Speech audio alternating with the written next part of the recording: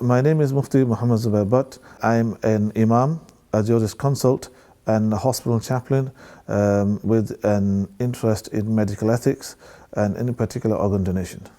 I have about 22 years of sort of history with my interaction with organ donation and transplantation, and so I have discussed, I have read, I have delivered presentations on this area. The reason I thought it was important to deliver an opinion, a fatwa on organ donation, was firstly the need.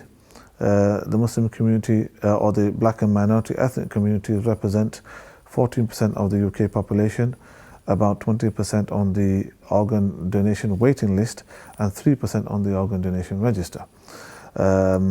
Secondly, several Muslim organizations which I am affiliated to wanted clarity on the issue of organ donation and whether it was permissible or not, given the law on deemed consent which is going to come out in spring of 2020. Thirdly, there were several issues that I had, or unanswered questions that I had with regards to organ donation, and to be able to provide clarity, I needed clarity myself. So this was basically an exploration for myself of the issues that I had, which I have now shared with others. And so what I did was refer to Islamic law manuals, also into research papers. I brought all that together to come to an understanding for myself. My starting position on organ donation was live donation is permissible.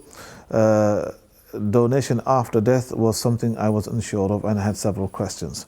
After my inquiry, I moved my position a little. In terms of donation after circulatory death, my understanding and position is that once it is categorically determined that the person is dead, then the cessation of the heart and lungs is irreversible, then donation after that can take place.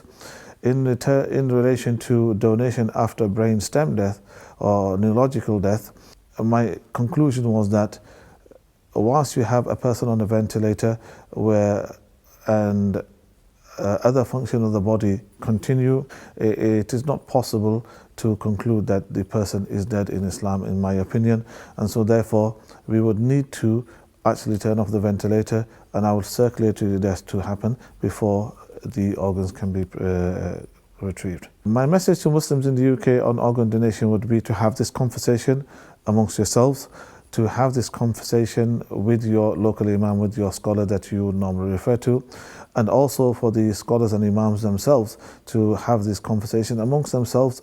It is probably not correct to expect everybody to be fully aware of all the nuances of the discussion, but I am hoping that my paper will bring all of that, or many of the questions that people have, and the discussions around them questions, and make that accessible to imams and scholars for them to be better informed.